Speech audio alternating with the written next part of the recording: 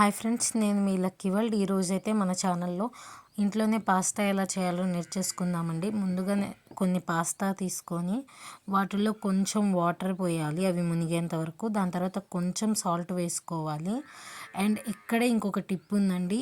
ఈ వాటర్లో కనుక మనం కొంచెం నూనె కనుక వేసుకుంటే పాస్తా మనకి అంటుకోకుండా చాలా మంచిగా వస్తుందన్నమాట. ఇంకా దాన్ని అయితే గ్యాస్ వెలిగించేసి గ్యాస్ మీద అయితే సిమ్లో పెడదాము. ఎందుకంటే మనకి ఓవర్ కుక్ అవ్వకూడదు కాబట్టి హైలో పెట్టకుండా సిమ్లో అయితే పెట్టేసుకుందాము. అది కొంచెం 75% కుక్ అయ్యేదాకా మెత్తగా కాకుండా చూసుకోవాలి. అండ్ ఉడికిన తరువాత ఒక స్ట్రైనర్ తీసుకొని కొంచెం ఆ వాటర్ ఉండకుండా వదిలించుకొని ఒక ప్లేట్లోకి అయితే తీసేసుకోవాలండి. మొత్తం ఇంకా ఆ ప్లేట్లోకి తీసేసుకొని ప్లేట్ని అయితే పక్కన పెట్టుకొని ఒక 5 minutes అయితే పక్కన పెట్టేసుకోవాలి. ఎందుకంటే కొంచెం అందులోనే ఎక్కడైనా వాటర్ ఉంటే అవి కూడా మొత్తం స్టెయిన్ అయిపోతాయని. ఇంకా దాని తర్వాత అయితే ఉల్లిపాయ, టమాటో, పచ్చిమిర్చీస్ అయితే తీసుకోవాలి. దీంట్లో మనం క్యారెట్ కావాలి, క్యాప్సికమ్ కావాలి, ఆనియన్స్ కావాలి అంటే గ్రీన్ ఆనియన్స్ వేసుకోవచ్చు అనమాట, ఉల్లికాడలు.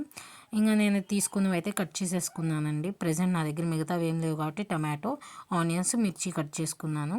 అండ్ ఒక బాండి పెట్టేసుకొని ఆయిల్ అయితే వేసేసుకుందాం. అందులో ఆయిల్ కొంచెం వేడెక్కిన తర్వాత ఫస్ట్ ఆనియన్స్, మిర్చి వేసుకోవాలండి.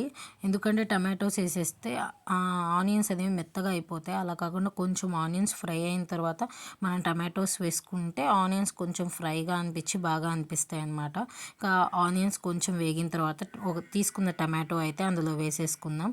టమాటో కొంచెము మగ్గిన తర్వాత మనకి కొంచెం వేగడం అయితే స్టార్ట్ అవుతుంది అన్నమాట. అలాంటి టైంలో మనం ఇందాక కూడా సాల్ట్ వేసుకుందాం కదా పాస్తాలో, అది సరిపోదండి. కొంచెం ఇందులో కూడా కొంచెం ఉంటే టేస్ట్ బాగుంటుంది.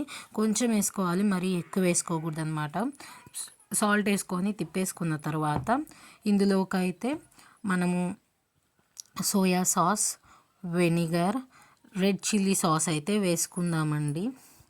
టమాటో సాస్ వేసుకోవడం వల్ల కొంచెం తీపి అనేది వస్తుంది అనమాట. అందుకని నేను టమాటో సాస్ని అవాయిడ్ చేశాను. ఇంకా అవి వేసుకొని అవి కొంచెం ఒక 2 minutes లో ఫ్లేమ్లో పెట్టి ఫ్రై చేసుకోవాలన్నమాట. అడుగంటనివ్వకూడదు, అడుగంటితే టేస్ట్ అనేది మారిపోతుంది. ఇంకా ఇందులో అయితే మన పాస్తా వేసేసుకుందాం. నేను కారం కానీ పెప్పర్ కానీ యూస్ చేయట్లేదండి, మీ ఇష్టం యూస్ చేసుకోండి. Pasta ready.